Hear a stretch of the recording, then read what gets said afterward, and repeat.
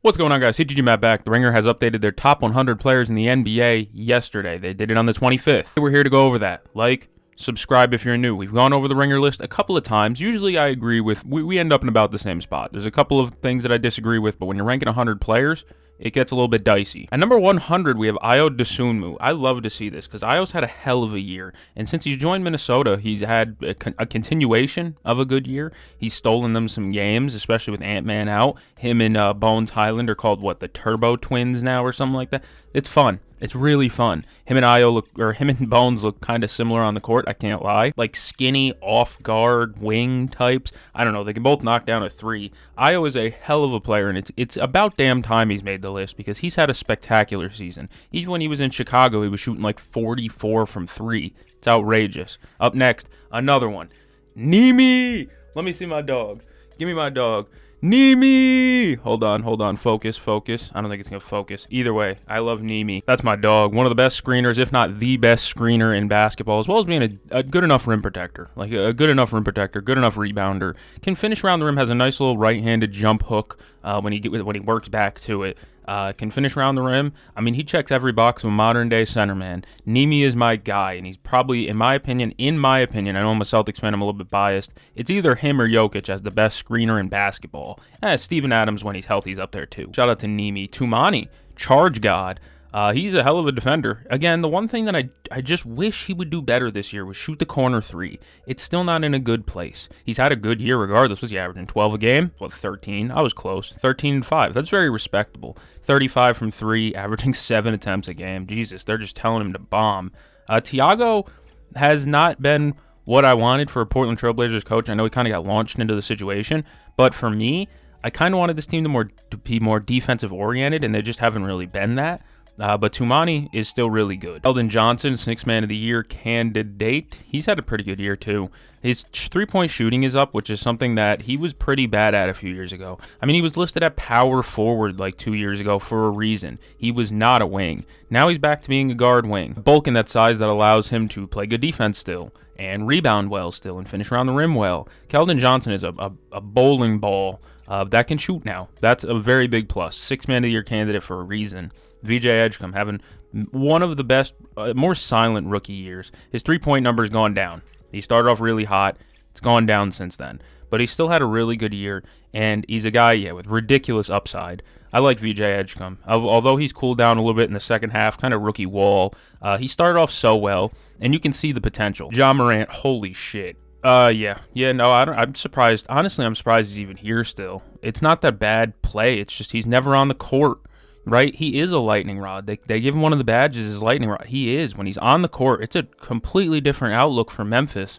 When he's not on the court, it's just, I don't know. It's sad to watch. I'll never root on the downfall of a guy who was an All-NBA player once upon a time and was looked at as like a future face of the league. Unfortunately, the goofy shit that he did off the court, combined with the on-court injuries and the lack of real player improvement, his three-point shooting has not gotten better. It's worrisome, but I think maybe a change of scenery will help him. I'm not exactly sure where. Miami was like a rumor or whatever. Maybe they trade Terry Rozier's contract for Ja Morant. I don't know. Either way, it's sad to see what this has come to. Dante, sniper and just hustles. I don't know if I want Dante over Ayo. That's really weird. I know they're teammates and I'm comparing them, but Dante I feel like should be lower than Ayo at this point in the season. Reed Shepherd's here, finally in the starting lineup, and he's played relatively well. Three-point shooting over the last few games has kind of wavered a little bit, but that's over the last few games. Reed can ball, and he's 100% the best point guard on the Houston Rockets currently. They need to keep starting him because the production has just been there. He can move the ball. He spaces the floor well, 39% from three. He's what they need right now.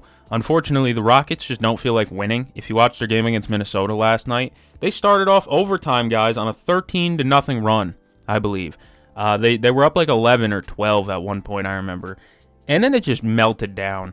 Absolutely embarrassing show from the Houston Rockets late in that game. Shit is sad. Moussa Diabate, finally, the Moose makes the list. We like Moussa around here. Hustle offensive rebounder, good rebounder in general. You look at the stats on paper and you're like, that's fucking terrible. Then you watch him play and you realize his impact. He is a switchable 1-5 guy that can still guard bigs and still crash the glass at a crazy rate. Good enough screen setter. And I like that they can platoon him with Ryan Kalkbrenner. Musa is nasty. That's my guy. I like having him this high. I like having him near Keita, to be honest with you, because I think they're very close to each other. DeMar DeRozan, he's just old and on a really, really bad team, and his limited skill set definitely hurts a lot. Kobe White has been amazing coming off the bench recently in Charlotte, and it's exactly what they've needed. The thing is, I love seeing these former Bulls just shine in other places. So Ayo Dosunmu, Kobe White, Javon Carter, all these guys go to different teams. They get shipped around at midseason, and they're playing really well. And I love to see it. It makes me happy. Shout out to Kobe White. It's a good trade. That was a good trade no matter how you slice it for the Charlotte Hornets. Got a spam call. All right, I'm going to dox their number on live. It is 866-494. I'm kidding. Onyeka Okongwu, 00, just like Moussa Diabate. They're like in the same breed of center, except he shoots three. 38%. That's the one thing that really differentiates them. They're almost the same size. Like Moussa is 6'10", 210. Onyeka is 6'8", 235. So Onyeka is a little bit bulkier, but also a little bit shorter. But at the end of the day, they essentially do the same thing. They're switchable defensively, can still crash down and grab rebounds. Good enough passer. Active hands, can defend the rim. Like, they're both really good defenders. It's just Onyeka's added to his bag. He's had more seasons in the league to do so. Onyeka's had a crazy good year, and the Atlanta Hawks have had a crazy good stretch recently. Draymond still hanging on. The old guard is still hanging on by a thread. I don't know. Draymond's value is hard to tell when the Warriors suck. You know what I mean? When they're doing well, you can see Draymond's imprint on the game. It's much harder to see Draymond's imprint on the game when Steph Curry's out, Jimmy Butler's out, Kristaps is out at some points, and it's Draymond's team. You know, it's exactly, you know, people always say like, oh, if you dropped him on the Hornets, people wouldn't know him. It's a little bit disingenuous and disrespectful, but I do think that like it's harder to see his value when the team is ass. Cam Johnson just needs to shoot better in the clutch, but 45% from 3, 43, whatever. That's still really ridiculous. It's great three-point shooting. Cam Johnson is a good trade. That was a good trade for Denver, in my opinion. Lou Dort has fallen because he can't make a three, 33%. Although I believe he did shoot 4 of 6 against the Boston Celtics yesterday, including one of the worst and ugliest banked-in threes I've seen in a long while. Look it up. He went top corner of the backboard from the wing. Hideous, just hideous. I mean, if that's how he drew it up, that's how he drew it up. But if we're banking in threes from top of the key now intentionally, Lou, I mean, that means we're just in a bad spot. You know, that nobody is aiming for the backboard from 3. If you step in, take that midi, you know, get to the free throw line, and then you aim for bank, now you're just classic old school Tim Duncan shit. You're banking in threes, that's a different level. Ryan Rollins is in here. Ryan Rollins could not have been here to start the year. Well, in what is that, November or whatever, he was 82nd, but that's because he was having a good start to the year. He's hung around the same area, and good for him, because he's had a good year from 3, 41%. He is a tough offensive player. Like, his game is tough. We're not one of those guys that's, like, going to get an and one mixtape tough, but, like, it gets the job done. How much is he averaging? I mean, 5.5 assists. If I had to bet, I'd guess he's averaging somewhere around like 18, maybe less than that. I might be tripping, but either way, good shooting is good shooting. We have Devin Vassell. Speaking of good shooting, when he's hot, it just adds a different level and a different layer to the Spurs. Like, Wemby is going to get to the rim. Stephon Castle loves getting to the rim. De'Aaron Fox loves his middies and getting to the rim. Devin Vassell, when he's hot, is just, I don't even know how to describe it. He comes off screens and he's hunting the midi, and he can just get the shot. He gets shots up in volume. He's hitting his threes well this year. He's having a way better year than last year. Last year, I was a little bit on Devin Vassell. Now I'm like, that's a valuable player. Very valuable player. As we move on to Emmanuel Quickley. Okay, I'm going to probably put Devin Vassell over Emmanuel Quickley. I would still have Quick over Rollins. I would still have Quick over probably the rest of these guys. Maybe not Devin Vassell, though. I like Devin Vassell probably more than Quickley. Maybe it's the contract and lesser the production, but the contract still exists. It's a bad one. Quickley is needed in Toronto, though. Like, they need an Emmanuel Quickley, a guy that can get threes up in volume and a guy that can get hot like that and play the guard spot. I mean, that's literally what they need, because they have tough shot maker Brandon Ingram, tough shot maker Scotty Barnes, not as much, but neither one of those guys is getting up threes. Scotty Barnes, Brandon Ingram, neither one of them is a three-point volume guy. They need a guy who can do it, and Quick is that guy. And plus, what's his assist to turnover? 6 assists, 1.5 turnovers. Like, that's really good. That's actually really good. 6 assists, 1.5 turnovers. That's really good playmaking. Alex Sarr, Sarr moved down, I'd assume. No, just stayed the same in the 80s. You know what? Fair. I think he needs more size next to him, I'll tell you that much. Will Riley at the 4 and lineups like that, probably not going to cut it. That's why they need an Anthony Davis, you know? I love Alex Sarr for what he is, a good rim protector now, and what's his three-point percentage? Not as high as I anticipated. Maybe it gets better. 2 blocks, that's what I mean, though. The rim protection is still really good. Block rate, 6.5%. That's not bad. The issue is like, the team is just a bunch of blow-bys at some points. Like, their bench lineups, oh my god, dude, just a bunch of blow-bys. And then on top of that, like he needs someone stronger and more physical next to him. You know, he weighs less than Moussa Diabate, and Diabate is considered undersized. No, that is nuts. That Diabate is 6'10", 210. Alex Sarr is 7 foot, 205. Need to bulk up a little bit, my guy. That's the one thing. The one thing that I think he can really do. Maybe take his game to the next level. Josh Hart, where's he gone? Just kind of stayed consistent, falling a little bit. When you're shooting over 40% from 3 and providing the hustle that he does, I mean, how many other guys in the league that aren't centers are shooting 40+% from 3 and averaging over 7.5 rebounds a game? I don't know if the list is that long.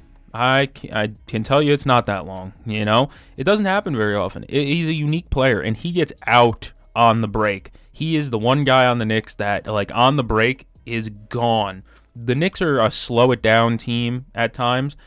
Josh Hart, when he gets the ball off a miss, he's gone. He is gone. He's taking that thing coast to coast, and I love that aggressiveness from a role player specifically, too. Speaking of role player who can really step up, Case and Wallace, you know, he's had really good games with Shea out. With Shea in, still a really good player. That defensive intensity, man, in the hands. He leads the league in steals, I think, or at least he's close. He might be total steals. I don't know. He's up there. He just plays such good defense. Really good player. I love Case and Wallace. Just another example of, like, if you don't have anybody to take on draft night, draft a Kentucky guard. Usually works out pretty well. AJ Mitchell. Back-to-back. Nice. I like AJ Mitchell a lot. I did not know he was... Oh, wow. I didn't realize he was older than Case and Wallace. How many years did AJ spend in college? I'd assume at least 2 then. Tough scorer, man. He can get buckets in that lane. Floater. The floater, man. That lefty floater. So smooth. So crafty. Jaime Jaquez, another 6th Man of the Year candidate type of guy. Gets downhill. Finishes at the rim. Can pass a little bit, too. What's his assist to turnover like now?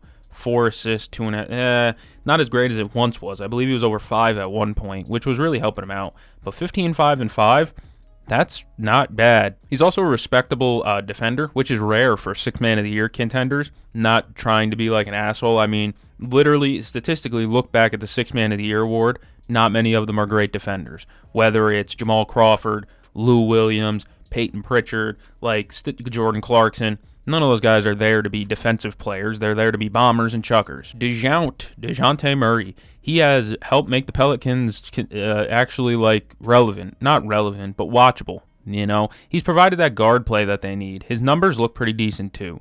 19 a game, 6 assists, 3.5 turnovers. Not great, but it is what it is. He is a tough defender still. I don't like him standing over Jamal Shed. That was a little bit mean. But Jamal Murray is a dog. He really is a guy that'll trash talk anyone. But I will say he's a guy that when his team's losing, he is a mouse in church. But all around, he's still a really good player. Crafty in the mid-range. Of course, he's coming off the Achilles injury, but he looks pretty good. He's looked pretty good and helped the the New Orleans Pelicans look like a complete team. I said Portland Trailblazers because we have Kling Kong up next, the leading offensive rebounder in basketball. He fights, and he's shooting threes now. The one thing I don't know what his free throw number's at, but I wish it was a little bit better. I'll look it up. I wasn't wrong. He's shooting a 6-7 from 3 this year, 67.7%. I mean, it's not dog shit, but I would like it to be a little bit better, especially when you're starting to knock down your threes. Maybe we get the free throw percentage up too. Kling Kong is, like I said, the best offensive rebounder in basketball based on per-game averages. If we're doing by percentages or based on minutes played, like per 48 or something like that, it's always going to be Mitchell Robinson, but Klingon is still really good too. Klingon wasn't on this list until last month. That is interesting. Very interesting, because Klingon, coming into the year, I get it. He didn't have that many expectations, but to wait until February to put him in the top 100, and then he comes all the way up to 76, pretty cool. Up next, RJ Barrett, your potential future supersonic. You know, or someone like, he might get put up. He might be one of those guys that 100% gets put up in the expansion draft. He's going to end up in What is the other one? It was projected to be Seattle and Vegas. So where does he want to go? Seattle's closer to Canada, so he's closer to home still, even though it's not really Toronto area. It's closer to like Vancouver, I think, but it doesn't really matter. He's going to be the face of Seattle probably. Caruso, we know Alex Caruso. Up next, Naz Reid, another 6th Man of the Year guy. I think he is the 6th Man of the Year. I know there's a couple that have jumped in front. Like I think Jaime Jaquez might have jumped in front in terms of like betting odds, but I'm sorry, I'm still taking Big Jelly, bro. Naz Reid is super good, just super good. He checks the boxes of everything you really need. Like he can hit the three, he can attack the basket, he can hit the mid-range. Sometimes he hits these funky like one-handed shots that are really cool. I don't even know how to describe it other than a funky one-handed shot. And he averages a block a game at 6'9", and he's a good backup center at 6'9". Like Naz is legit, man. I think he should be the 6th Man of the Year. That would be, if I had award ballot, if I had voting, I'm not going Michael Wilbon and voting Jaylen Brown MVP. I'm going my voting and putting Naz Reid as my 6th Man of the Year. Jrue Holiday, he just hasn't played that much. Well, he has played this season. Just not a lot, I guess. Jrue is just so consistent, though. He seems like the type of guy where his skill set's not gonna fall off with age. Maybe that's a little bit like kind of getting out in front of myself, but he seems like the type of guy where a lot of his game is just effort and hitting threes. He's never been an athletic guy like that. Like he's very athletic to the general public, but I mean in terms of NBA, like. He's always been an older guy. Even when he was 28, it felt like he was a 30-year-old like pro veteran guard. Now we got to think 7 years ago was 2019, folks. What the fuck happened? All right, Jrue Holiday, great player though. Dyson Daniels next to Jrue Holiday. I mean, yeah. I talked about Dyson Daniels in my last video. I'm not going to do it as much in this video. Please go watch my last video if you want to hear more about Dyson Daniels and my views on him. I think he's a really good player. Just want to push that video a little bit. Mikal Bridges followed up by Jalen Suggs. Mikal Bridges has had an alright year. His three-point shooting is up. I think he was at 35 last year. He's at 37 now. So it's respectable. The issue with Mikal Bridges is occasionally you'll get like a 5-point game and then a 2-point game, maybe an 8-point game, and then you'll get a 25. And that's role players. In all reality, that's role players.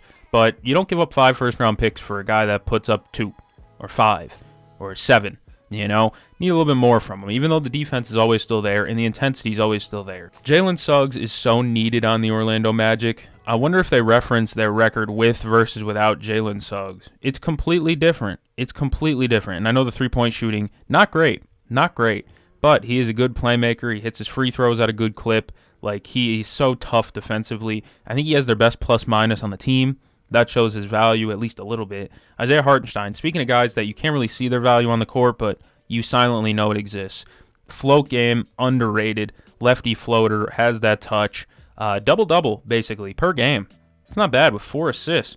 And on top of that, good defense at the center spot, but also, like, screen assists. It's a really good screen assist, big man, too. Shout out to iHeart. Asar Thompson, another defensive hound.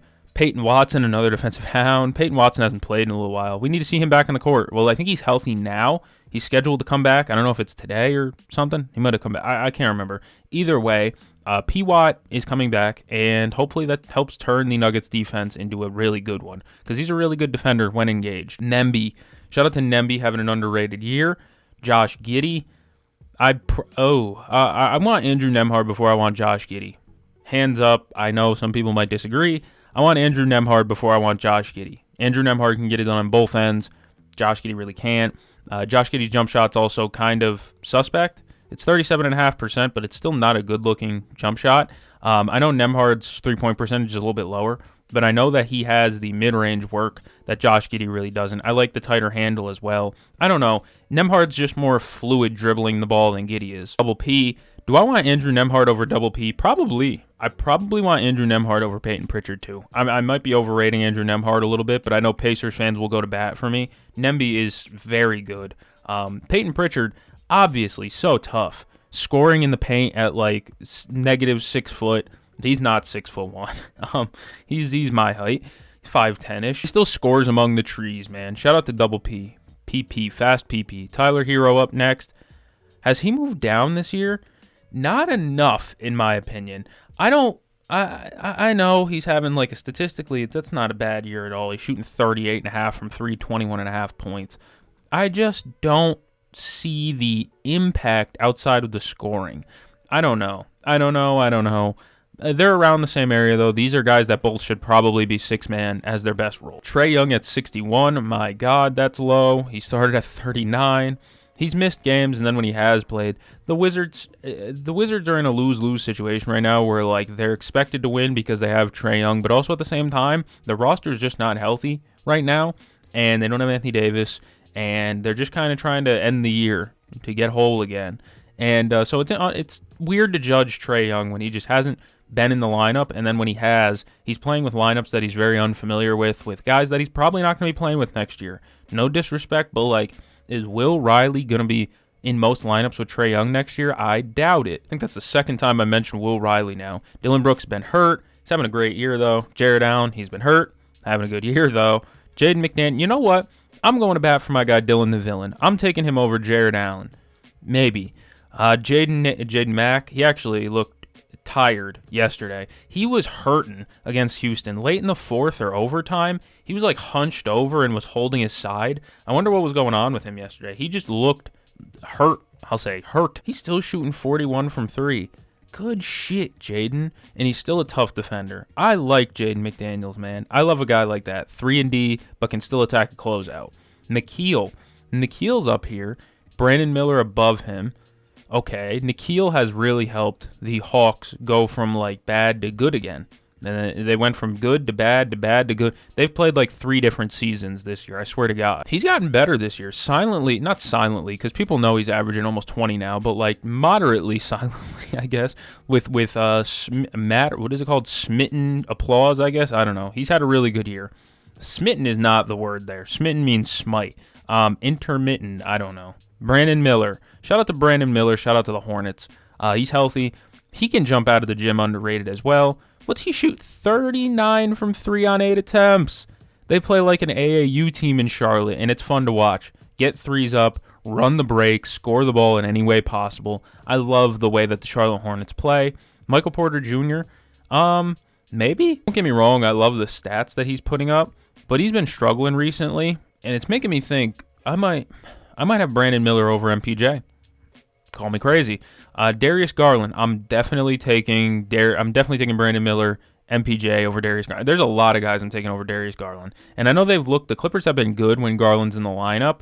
I just think that, I don't know, I'm not married to the Darius Garland idea, so I guess I can't kill him, for not playing a ton or his struggles when he has played at times, but I don't know. I'm not a big 6'1" guard, short guard that's starting, and I'm relying on him. I don't know. I don't love that much, but he's going to put up some numbers in LA next year. I'll assure you of that. Norm Powell, Tyler Hero, very close to each other in my opinion. Shout out to Norm, though, just continually getting better throughout his career. He's always been a bucket. Now he's just better, B.I. is here. B.I.'s got 1 badge. That's tough. Keep it pushing. Keontae at 51? He wasn't even listed to start the year, so in all fairness, at least he's here. But, man, is he such a shot creator, and his percentages have gone up throughout the year. Sure, the assist to turnover isn't there, but he's not the passing guard. That's Isaiah Collier's job. He's there to score and score some more. Joel Embiid, the Sixers just hung 160 last night damn near, and Embiid looked fantastic in that game. I know it was against the Bulls, so taper expectations. That's not a real NBA team they just faced, but Joel Embiid, when he's on the court, is still a difference maker. It sucks that this is the whole thing. You can't talk about Joel Embiid without mentioning it. It's been a consistent throughout his career. We move into another guy. I mean, we're just going to have the same conversation. Zion Williams, we're just going to have the same conversation. Cooper Flagg's here. Shout out to Xanos for staying healthy, though. Coop has moved down. I wonder who's moved up. Is that? Aaron Gordon. All right.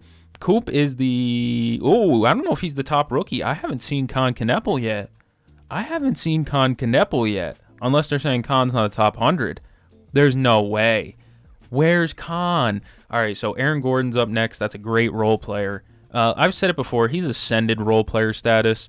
Trey Murphy needs to get out of New Orleans for people to truly appreciate him as a player, in my opinion, because he's so good. Rudy Gobert locked down Kevin Durant in the ISO with 9 seconds left yesterday. And if y'all didn't watch that game, again, y'all need to go back and watch it. KD had Rudy on a fucking island in a tie game with like 9 seconds left, and he crosses over like 3 times. Gobert's spinning. KD pulls up for a mid-range jumper. Gobert fucking grabs it, like blocks the shit out of him. And then after that, the block shot goes to, like, I think it was like Jay-Sean Tate, or I forget who else was in the game. Jabari, it might have been. Jabari passed it back to KD. KD goes to throw another pass. Rudy deflects it out of bounds. Rudy, I know he fouled out the play after, and that really hurt the team a little bit, but I love the effort, the shot blocking. Does he read some questionable ass books? Yeah.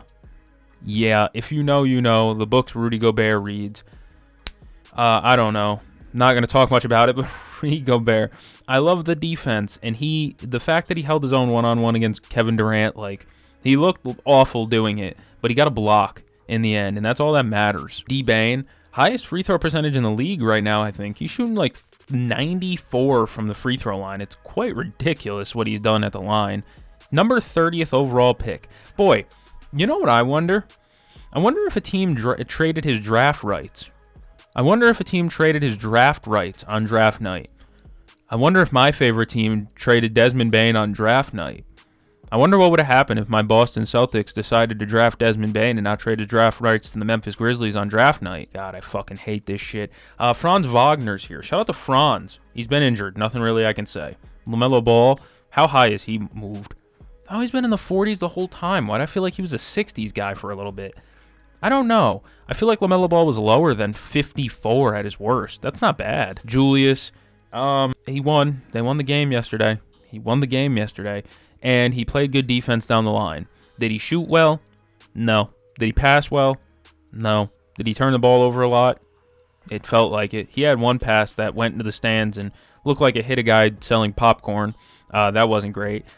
Julius has not played well of recent. The season-long numbers are still not great. I mean, 5 assists to 2.7 turnovers. That's not great. That's not even a 2-to-1 assist to turnover, my guy. That's not even 2-to-1 assist to turnover. He played good defense yesterday and he rebounded relatively well. He found a way to impact the game without doing anything offensively, because besides barreling down the lane and getting the layups like he needs to do, every jump shot he took, I mean, turnover. When he pulls up for 3, turnover. Ogugwa, where the fuck is Con Kneppel? Did I scroll past him? Am I losing it? Amen Thompson is up here. OG. Shout out to OG, man. Where'd OG go? 40s to 39. That's a respectable little leap. What's he shooting on the year? 38. 5 rebounds. Fuck yeah, OG. I haven't looked at the numbers in a little while. That's good for him. Good numbers. Amen is just a hound. He was not letting... Who was it dribbling? I think it was Bones yesterday. He just picked his fucking pocket. Like, there was numerous instances of Amen Thompson just picking somebody's pocket and running away with it. Ridiculous. J-Dub. Oh, yeah. Okay, so he has fallen quite a bit. What's the numbers like? Ooh. Even his game yesterday against the Celtics, he played bad. I know he's coming off injury, so you can't really judge him. He's not full strength yet. But, by God, if they looked rough with J-Dub. I wish the best for the kid, but God, is that really weird to see how bad they've played with him on the floor. Steph Castle's here. Steph Castle, good for Stephon. Where did he start the year? 66. Damn near cut his ranking in half. That's good fucking work. If I had to guess, 18 a game. 17 a game. Fuck. He still can't shoot the 3 that well, but I'm not worried about that. He'll develop that eventually. Right now, he's hitting his mid-range shots, and he's still passing the ball well. He's athletic as all hell and plays tough defense. Shout out to Stephon Castle. Lauri Markkanen. There's Holy fuck, he's high. Oh my God. 89th to 34th. I know I'm going crazy over Con Kneppel, as if he hasn't had one of the craziest shooting, maybe probably the best shooting rookie year ever in the history of the sport. But jeez, man. 43% on 8 attempts a game. Obscene number. Obscene. I love Con Kneppel. That's high, man. Like, really high. Above Lauri Markkanen. Above Stephon Castle. Above J-Dub. Above Amen.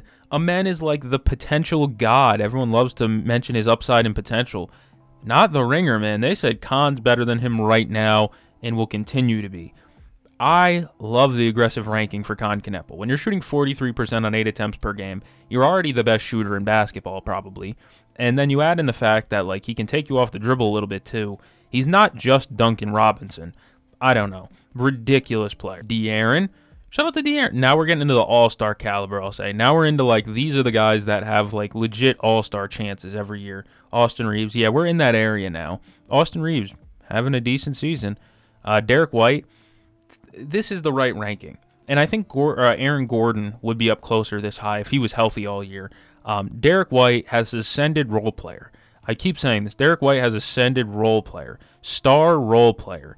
I mean, is this role player number 17 for 5.5 with a block and a half a game?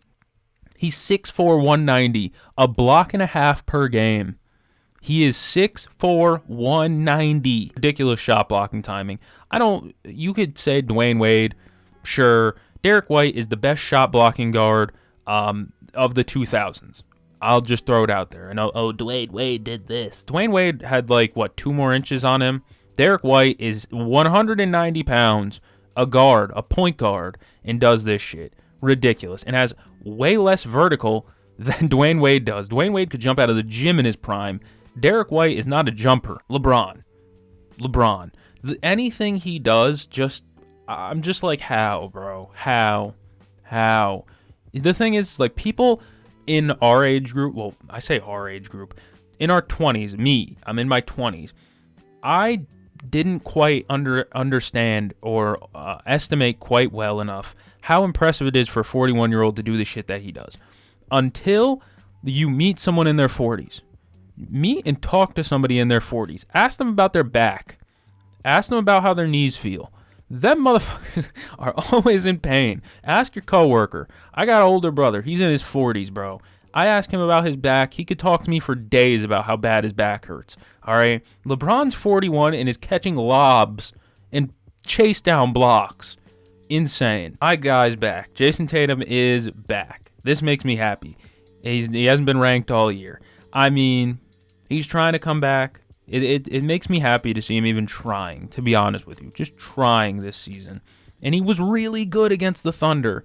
Again, that's another case of box score watchers are going to be 7 assists, 5 turnovers, or 8 assists, 5 turnovers. That's gross. Watch the fucking game, you nerd. He threw a dime. They were doubling him and hard hedging on screens. He threw a dime overhead pass from the logo to Luka Garza under the basket. Go watch that tape. Go spin some Tatum playmaking tape from yesterday against the Thunder. My God, Alp. He's shooting better from the field recently, and that's the best compliment I can give him. Even though in overtime, like I said, they fucking choked yesterday. That was hard to watch. And so he blocks Julius Randle to send it to overtime, and then in maybe one of the biggest plays, I think he gets his shit stuffed too. So, bloody lip and all, though the bloody lip was tough. I mean, he's got Turkish aura. What do they say for aura in Turkey? To comment down below. I wonder how they're going to communicate that, though, considering, I don't think Google has gobble, gobble, gobble as their translate. I made a shitty turkey joke. All right, I'm going to fucking kill my... Cat is in here, 27, Big Purr, Pascal. Pascal is in the right spot. This is the right spot for Pascal Siakam. In the top 30, but, not top 25. PB has played so good recently. I love the nod here. The defense... getting to the line, getting downhill, putting his shoulder into a motherfucker. He is 6'10", 250. If you don't put a shoulder into a guard guarding you, it's a failed possession. If there's a guard on you that weighs less than 200, and you don't put a shoulder into that motherfucker, send him into the stanchion, and then lay it in, that's a bad possession from P5. And he has done that exactly in the last 3 weeks, I'll say. I know they haven't won. They didn't win that game against Cleveland, but it wasn't Paolo's fault. Jalen Duren is in here. Another guy where it's just put a shoulder into a guy. Just put a shoulder into him. Another really good screener. Denny Avdia has fallen a little bit, I think. Yeah, he was at 17 at one point. The numbers are still good. The on-paper numbers are still good. Just the team itself, a little mid. Bam. How far did he go after that 80? You know what? He's stayed close enough to the same spot. Are they going to mention the 83? It's the first sentence. Yeah. Shout out to Bam. Shout out to Bam. I made a whole video about the 83, so I'm not talking about it here. Evan Mobley. And then back-to-back with James Harden. Mobley's played well without Allen. Allen played well without Mobley. What are we learning here, fellas? Honestly, probably nothing. James Harden throws one ridiculous pass per game. There was one that he threw against the Magic where he was driving to his left and two defenders close in on him as he's going up for the layup, and he behind the back whips it from the under the rim basically all the way out to top of key. I think it was Max Strus that hit the three. Ridiculous pass. James Harden has one highlight reel ridiculous pass per game. Chet above Mobley. Yeah, that's probably right. One can create off the dribble. Mobley's got still an ugly bag. I like Chet's a little bit more consistently. Scotty Barnes, speaking of ugly bag, but gets the job done. He can score. He can do everything. I mean, this is like if you gave Draymond Green Superman abilities, you know, just really good at everything. Not elite at scoring the ball, but good enough at it. Not an elite rebounder, but great at it, but like good enough at it. Not an elite passer, but good enough at it. A really good defender too. He just does everything well. This is a jack of all trades if I've ever seen one. Jalen Johnson jumps into the top 50 or 17. Hell of a season from the kid. What do we got? 23, 10, 8, and half a block. You know, that's pretty damn good. It's very respectable. Hawks faced the Celtics 2 times in their next 3 games, I believe. So we're going to get some hood classics here. Hold on tight if you're watching playoff basketball still, or, well, late season basketball, because shit is about to get spooky out east. Knicks could jump the Celtics. The Hawks could jump into like the fucking 3rd seed. It's ridiculous out here. Jamal had 50 last night. Of course he did. He 50 on 25 shots or something against the Mavericks. 28 shots. Ridiculous. Great night. Devin Booker's here. One of the worst whistles in basketball, but it is what it is. He can't. He's weird because he lights it up in the 3-point contest, but then he goes out there in the game and he can't buy a 3. Odd. I don't know, but he's a hell of a mid-range creator and a good passer too. Maxi's up here. He's been hurt. Kevin Durant at 13. Yeah. They lost against the Bulls in another fake comeback, but they lost against the Bulls the other day. KD hit some of the toughest shots I've ever seen from him to close that game. They lost, like I said, so technically he didn't close the game, but he hit like 3 straight step-back threes to keep them in it. Just ridiculous. They couldn't buy a stop. Brunson at 12. Jaylen Brown at 11. I can get behind this. This is where we're at. I'm agreeing so far. Not now, I guess. I'm less of a Steph Curry believer now, I guess, than I was at some points. I don't know. It's weird. Really weird. But I don't mind it at 10. I'm not going to argue it. Donovan Mitchell at 9. Donovan Mitchell versus Jaylen Brown. What does Donovan Mitchell do that much better than Jaylen Brown to warrant that? Their points per game number is 28 versus 29, 28 versus 28.5. Efficiency, yeah, Donovan shoots it better, but Jalen's a better rebounder. They're on the same level of passer, at least in my head they are. I don't know. Jaylen Brown versus Donovan Mitchell, that's an argument. That's a real argument, especially because Jaylen Brown has the two-way ability. Donovan's not a bad defender. He's active. But Jalen's just bigger, just a bigger player. Yeah, if he wasn't hurt, I'd be so excited for the Pistons going into the playoffs. Now I'm moderately less excited, but still happy to see them there. Giannis at 7. His knee is pulled pork. Sad to see. Anthony Edwards. You know, will Giannis play again this season? The PA is arguing with the team about him playing versus not playing. He should just sit. Just sit. I know he wants to play and he's going to go to the PA and fight it out with the ownership, but like, the season's dead. Stop trying for this. The season's dead. Just let it die. Go get yourself a better pick. I know he wants to go out there and entertain the fans, but Giannis isn't a guy that could play on 75%. Giannis is a guy that's going to give you 100% effort, whether it's a 30-point game or a 3-point game. I get where the front office is coming from. If he's going to play again, he's probably going to get hurt, and you don't want to see that. Anthony Edwards at 6. Anthony Edwards, yeah. I can get behind this. I like the 3-point shooting. He's still a good defender. Like, he's more efficient than Jaylen Brown is. So that's what really gives him the nod for me. He's just a better player, I think, at this point. Kawhi Leonard at 5. Big Dog has one good year. Now all of a sudden they're like, This is the GOAT, man. Nah, Kawhi is a hell of a player.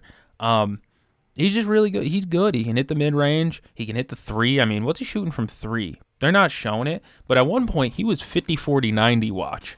Ridiculous. It's been a great year for Kawhi when he's been healthy. And when he's healthy, he can ball. Just like one of the Embiids or stuff like that. He's a guy that also could go from 5. I mean, you look at him. Start of the year, 20th. You want to know why? Because he's never healthy. And that was a big knock on him. But you get a healthy year in there, and suddenly people's tunes start changing about Luka at 4. That's right. Wemby at 3. We're in the right spot. Jokic at 2. Shea at 1. You can flip-flop Shea and Jokic on a different day, but not right now when Jokic has played some rough ball. I know over the last 2-3 games he's been turning it around, turning the ship around, and having crazy games. He had 20-20-20 last night, basically. The night before that, he had like 30, 17, and 17, like in the goofy stat lines. He's just turning the ball over less, and he's got to get the three-point percentage back to where it has been. But the turnovers are back down, and that's what makes him effective, is the fact that he can get you 15 assists to 2 turnovers. And it's just ridiculous. And then Shea at number 1, I'm not going to argue it. I'm not gonna. This is fine with me. Shea is the most efficient scorer in the NBA. And, I know people watch Shea and they don't like it. And to an extent, I get it. I do. I really do. But the thing is like, to blame the player for it is a little bit ridiculous. Because if the referee's going to call it, I'm going to do it. If there was rules that allowed the NFL to exploit passing yards, don't you think they would do that? In a way, they do anyways. This is an NFL comparison, comparing it to the NBA because everyone loves those comparisons. But like, the most effective play in football is a pass behind the wide receiver. We know that, right? Because DPI is going to get called 80% of the time. You call a go route, you throw that ball a smooth 3 yards behind the receiver, make him have to turn around and slow down. The DB stands no chance. So what does Shea do? Basically the NBA equivalent. I'm going to try and get in front of you, I'm going to create the illegal contact, and I'm going to get a rip-through foul, or I'm going to get a bump foul, and I'm going to get a shot up. Like, it's effective. Fix isn't the Jaylen Brown route of like, what was Jaylen Brown's idea? Jaylen Brown was like, we need to do flopping technicals. That's not my idea. My idea is just, hey, don't fucking call it. That's it. Pretty simple fix. You don't like it? How about we stop calling it? Adam Silver's focused on getting rid of tanking. How about we fix the actual like physical game first before we worry about what the fuck the Kings are doing? That's it. We've gone over all the rankings. These rankings are made by, who is it? I think it's Bill Simmons and a bunch of other folks. Yes. Bill Simmons, Zach Lowe, Danny Chow, Kirk Goldsberry, Rob Mahoney, Michael Pena, and Justin Verrier, or it's Michael Pena. There's no N-Y over it. I don't know, Michael Pena. Either way, if you enjoyed, like, subscribe. Thank you all for joining me. I'm going to catch you game. See you guys in the next one.